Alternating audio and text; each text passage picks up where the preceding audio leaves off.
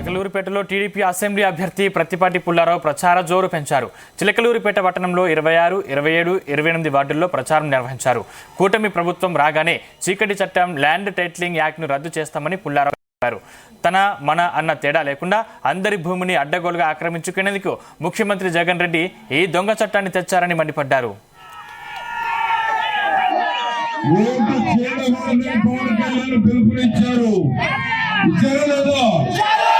Vote చేయకూడదు.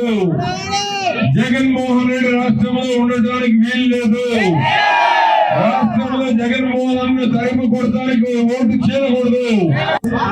ఆడబిడ్డలు రాసుకున్న అబ్బాయి రాష్ట్రం డబ్బులు కాజేశారు. ఈ రోజు ఆసరా కింద బట్టలు నొక్కాడు, ఎవరికి డబ్బులు పడలేదు. చేయూత కింద బట్టలు నొక్కాడు, ఎవరికి డబ్బులు పడలేదు. విద్యా దీవెన కింద బట్టలు నొక్కాడు, ఎవరికి డబ్బులు పడలా. ఈ విధంగా పేదవాళ్ళని మోసం చేయడమే టార్గెట్ గా ఉన్నాడు జగన్మోహన్ రెడ్డి. రాజధాని ఉందా మనకి? రాజధాని ఏదంటే ఏం చెప్పాలి? జగన్మోహన్ రెడ్డి దుర్మార్గం అని చెప్పాలి. మీ అందరికి ఎంత పనులు దొరికాయి?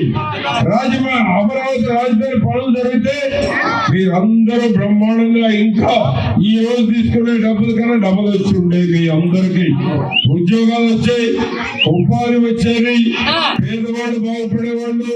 రేపు అందుకనే పేదవాళ్ళకి 2 సెంట్లు స్థలం, తెలుగుదేశం జనసేన 2 సెంట్లు స్థలం ఇవ్వబోతున్నాం, ఇల్లు కట్టించబోతున్నాం. టిడ్కో ఇల్లు మీకు హ్యాండ్ ఓవర్ చేయబోతా ఉన్నాం. టిడ్కో ఇల్లు ఎవరికైతే ఇచ్చామో వారికి ఇవ్వబోతా ఉన్నాం.